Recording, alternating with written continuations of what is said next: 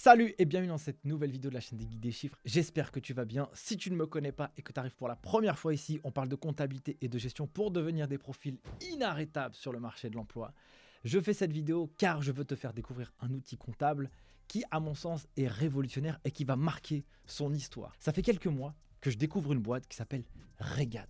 Regat, c'est une boîte qui ne fait pas parler d'elle, mais qui, à mon sens, a un potentiel incroyable. Je commence à la regarder et un jour je vais à un congrès d'ordre des experts comptables où il y a plein de boîtes dont Regat. Et là je vais les voir pour parler un peu de leurs produits, de leurs services et j'ai un coup de cœur pour son équipe et je fouille pour en découvrir un peu plus sur leurs produits. On décide de se taper dans la main pour que je puisse sur cette chaîne YouTube faire une démo produit. C'est ce que je vais faire et si je le fais, c'est parce que je pense qu'il est extrêmement utile pour les entreprises et les cabinets comptables. Donc sans plus attendre, je n'ai qu'une seule chose à te dire.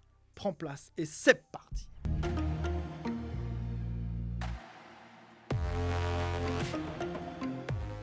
Concrètement, comment Regat va faciliter la vie des comptables en entreprise? Lorsqu'on bosse en comptabilité, traditionnellement, on bosse avec des logiciels de compta. Dans la vraie vie, comment ça se passe? On reçoit notre facture, on la classe, on l'enregistre à la mano, et après on va la classer dans un endroit pour qu'il puisse être payé, etc., etc.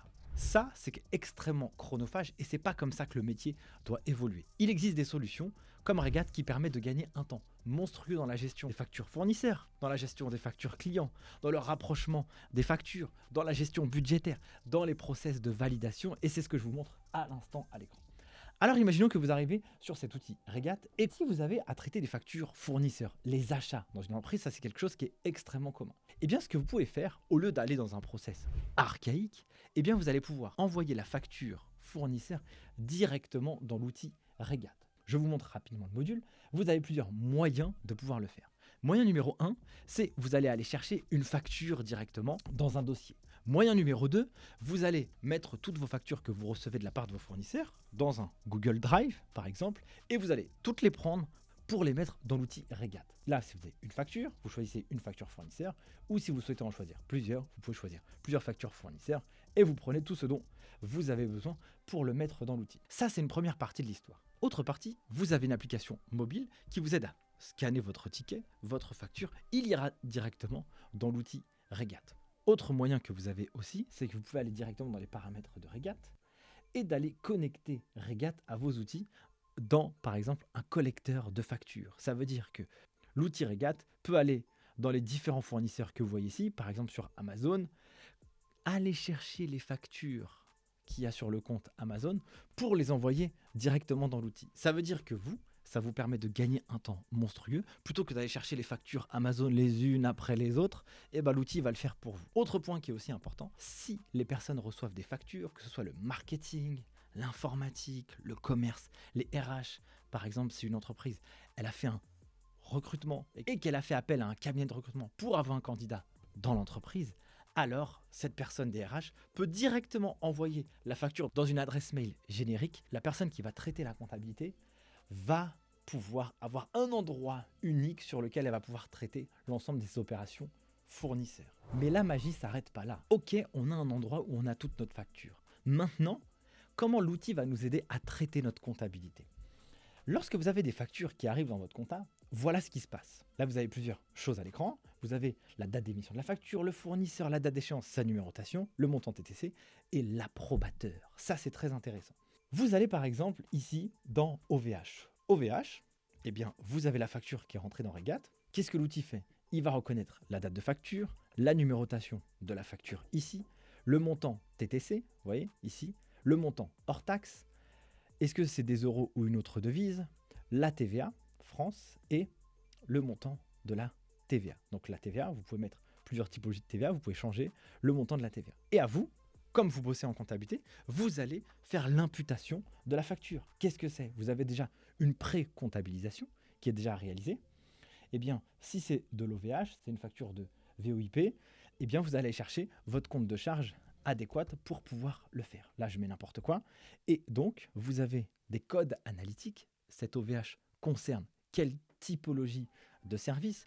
Peut-être que c'est du marketing. Et pour quelle typologie de service? l'Italie. Ça veut dire qu'avec l'outil, vous avez la possibilité de pré-comptabiliser les écritures, d'enregistrer les écritures comptables en mettant des codes analytiques. Et les codes analytiques, c'est très puissant dans la gestion financière d'une entreprise car ça permet de voir concrètement combien coûte un service et ça permet aussi de faire de la gestion budgétaire, chose que nous verrons juste après. Ce que l'on peut faire aussi, c'est d'aller chercher l'approbateur de cette facture.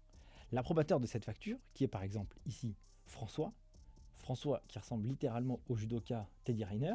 Maintenant que la facture a été enregistrée, elle va rentrer dans un circuit d'approbation. La personne qui est en charge de la dépense de cette facture va recevoir un mail pour une demande d'approbation. Est-ce que cette facture, tu es d'accord pour qu'on puisse la payer, oui ou non? Non. Si tu es d'accord pour qu'on puisse la payer, alors elle va rentrer dans un statut approuvé. Dès lors qu'elle est dans le statut approuvé, moi, comptable, je pourrais la mettre en paiement. Par contre, si l'approbateur me dit que je refuse cette facture car elle n'est pas conforme au bon de commande qu'on avait reçu, alors cette personne va contacter le fournisseur pour lui poser des questions, etc., pour qu'il puisse avoir une facture en bonne et due forme. Et donc, ça permettra de fiabiliser l'information. On peut aussi créer des règles. Si vous recevez une facture de plus de 10 000 euros, il faudra l'approbateur numéro 1, l'approbateur numéro 2, pour que cette facture puisse être approuvée et que moi, comptable, je puisse l'enregistrer. J'ai travaillé en comptabilité dans un service compta. Il y avait un truc qui était genre catastrophique. Tu reçois une pile de factures, tu les saisis, tu les mets dans un parapheur, tu les envoies à plusieurs personnes pour qu'elles puissent valider la facture, tu les reçois, tu prépares tes ordres de virement dans ton outil et tu fais le paiement. Une catastrophe totale parce que ça te fait perdre un temps de dingue. Ici, tout est dématérialisé. Tu as l'enregistrement des écritures comptables, c'est dématérialisé, tu as la fiabilisation et la sécurité de l'information qui est donnée et après, tu peux passer au paiement. Donc moi, si je veux, avec l'outil Regat, préparer un certain nombre de paiements, je n'ai pas besoin de trop me prendre la tête. Je peux ici sélectionner plusieurs factures à payer, je le fais, je n'ai qu'à ici payer, ici, et je vais choisir le module de paiement. Donc là, on me propose 2 factures de Jules et une de l'Eluciol Digital. Donc là, ici, j'ai plusieurs moyens de pouvoir le payer. Soit j'utilise un compte Regat, ou soit je vais utiliser un compte de paiement autre. Je n'ai qu'à sélectionner, j'initie le virement pour le 23 novembre et boum, je valide le paiement. L'ensemble des factures sont payées et en fait, en réalité, pour faire du traitement de la compta, eh bien, c'est extrêmement facile. Ensuite, ce que tu pourras faire, c'est d'aller directement dans ton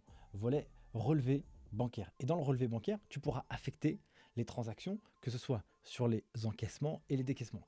Ici, dans le module test, j'ai pas le paiement qui a été effectué parce que c'est un environnement test. Bah ouais, logique. Mais du coup, dans la barre de recherche, tu pourras aller affecter la facture à ce paiement. Voilà comment tu pourrais faire la comptabilité de manière très simple et très succincte. Maintenant, ce que je vais faire, c'est que je vais te montrer un autre module qui est, à mon sens, très important. C'est ce module des demandes d'achat et demandes de carte. Dans le monde de l'entreprise, ce qui est important, c'est que chacun puisse avoir une culture financière qui soit à un certain niveau. Car lorsque le directeur financier parle des chiffres d'une boîte, il est difficile quand le marketing, le produit, la R&D, l'informatique ne comprennent pas ce qu'il est raconté. Quand on dit qu'il n'y a plus d'argent dans les caisses, tout le monde va le comprendre. Quand on dit que la boîte fait de la croissance et qu'elle génère de la rentabilité, tout le monde va le comprendre parce que l'on implique tout le monde dans la gestion financière de l'entreprise. Je vous montre quelque chose qui est très intéressant. L'outil Regat permet de fournir des cartes bleues physiques et des cartes bleues virtuelles à des personnes pour qu'ils puissent réaliser des achats. Je vous donne un petit exemple. Vous avez quelqu'un dans le service marketing qui a besoin de prendre la suite Adobe. La suite Adobe, c'est pour faire du montage vidéo, du design, Photoshop et tout le tralala. Et bien cette personne, elle a besoin de payer, mais par contre, elle n'a pas de carte. Elle va voir qui? Elle va voir le directeur financier. Tiens, est-ce que tu peux me donner ta carte pour que tu souscrives un abonnement? Non, ça ne marche pas comme ça. Il y a une carte virtuelle. Il fait une demande, cette personne, pour un titulaire. Qui est le titulaire? On va prendre Jean. Pour une demande récurrente, elle aura besoin de faire un paiement de 1 000 € par mois avec une récurrence mensuelle. La date d'expiration, pour l'instant, on ne sait pas et on appelle Adobe. Nom de la carte, PP, date d'autorisation. Pour quelle typologie de service? Le service marketing, code analytique. Et pour quel pays? On va dire que c'est pour l'Italie. Et on va faire la création de la carte. Il me manque des informations. Le mail et on va créer la carte. Là où c'est intéressant, c'est que cette carte vient d'être créée, on la voit juste ici. La carte avec l'approbateur, Laura. Et en fait, dans les entreprises, quand on réalise de la gestion budgétaire et qu'il y a des personnes qui vont réaliser des dépenses avec des cartes, par exemple, dans cet exemple, on a 1 000 € par mois parce qu'on a fait une création de carte virtuelle pour payer un abonnement Adobe de 1 000 € par mois, eh bien ça va venir dans la partie budgétaire de Regat, venir inscrire un montant de 1 000 € par mois. Une fois qu'on aura fait ça, on pourra aller directement dans la catégorie budget en fonction de l'analytique et le service dans lequel on aura mis la dépense. Eh bien, il viendra par exemple ici dans la catégorie marketing, la petite carte ponctuelle que j'ai créée qui est ici, là, pour 1 000 € par mois. Eh bien, ce qui est intéressant, c'est que ça va venir ici en fonction de ce qui a été dépensé, engagé et ce qui reste. Ça permet, quand on bosse en contrôle de gestion, quand on bosse en comptabilité, en direction administrative et financière, de pouvoir analyser en temps réel qu'est-ce qui a été dépensé, qu'est-ce qui a été engagé dans les dépenses. Ça va, je me suis engagé pour une certaine période pour payer quelque chose et qu'est-ce qu'il me reste à dépenser pour l'avenir. C'est vraiment intéressant parce que toutes les parties de l'entreprise, que ce soit le marketing, le commerce, l'administratif par exemple, eh ben, ils peuvent regarder directement qu'est-ce qu'il y a à l'intérieur. Il y a également un volet note de frais qui permet, qui fonctionne à peu près comme ce qu'on a vu sur les factures fournisseurs et c'est extrêmement facile. Si par exemple vous avez fait l'enregistrement, vous regardez ici, ça a été approuvé, enregistré la note de frais, vous pouvez y aller, hop, validation impossible, vérifier l'exactitude des données. Pourquoi il me dit ça? Parce qu'il faut juste que j'enregistre pour quelle personne, la Belgique, c'est parti, quel code analytique plutôt, problème de TVA. Allez, c'est pas grave, là je vous le valide tranquillement pour que ce soit facilité et donc du coup, accéder à l'écran de paiement, eh bien si je veux payer cette note de frais, eh bien j'irai là directement, je la sélectionnerai et je pourrai rembourser la note de frais à la personne concernée. Naturellement, il existe un volet pour faire de la facturation. Si vous souhaitez créer un devis, par exemple, créer un devis avec une facture vierge, c'est très facile.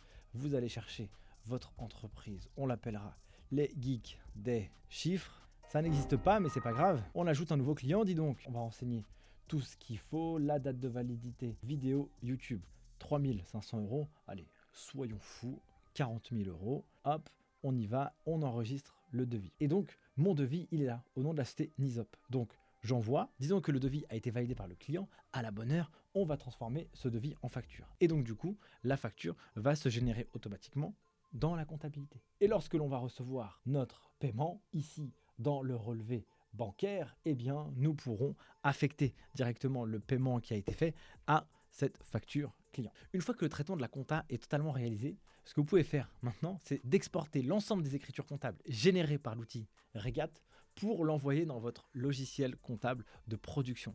On va dire que l'outil Regat, c'est un outil qui est en amont de l'outil logiciel traditionnel de comptabilité. Regat fait tout et va déverser l'ensemble des écritures comptables directement dans l'outil de production. Vous avez certains outils comme Sage sur lequel ça se fait de manière automatique. Sinon, si vous avez d'autres outils, vous exportez l'ensemble du fichier que vous pourrez importer directement dans le logiciel de comptabilité. Voilà pour cette vidéo, j'espère qu'elle vous aura plu. Sachez une chose, c'est que je n'ai pas fait de formation pendant 4 jours à cet outil. Je l'ai jamais pratiqué, j'ai fait une petite démo avec les membres de l'équipe Regat qui me l'ont gentiment montré dans les grandes lignes comme ça. J'ai eu aucun mal à prendre en main l'outil. Avec de la pratique, ça va vous faire gagner un temps monstrueux, en tout cas pour les directions administratives et financières, que vous soyez en TPE, PME ou grand groupe. Cet outil facilite à la fois le traitement de la compta, ça fait gagner du temps, à la fois la fiabilisation de l'information, la structuration de l'information et la gestion comptable et financière. Mille merci d'avoir suivi cette vidéo. Si vous avez aimé, n'hésitez pas à me le dire en commentaire. Si vous avez des questions, on se fera un plaisir d'y répondre. Et moi, je n'ai qu'une seule chose à vous dire. À bientôt pour la prochaine. Ciao!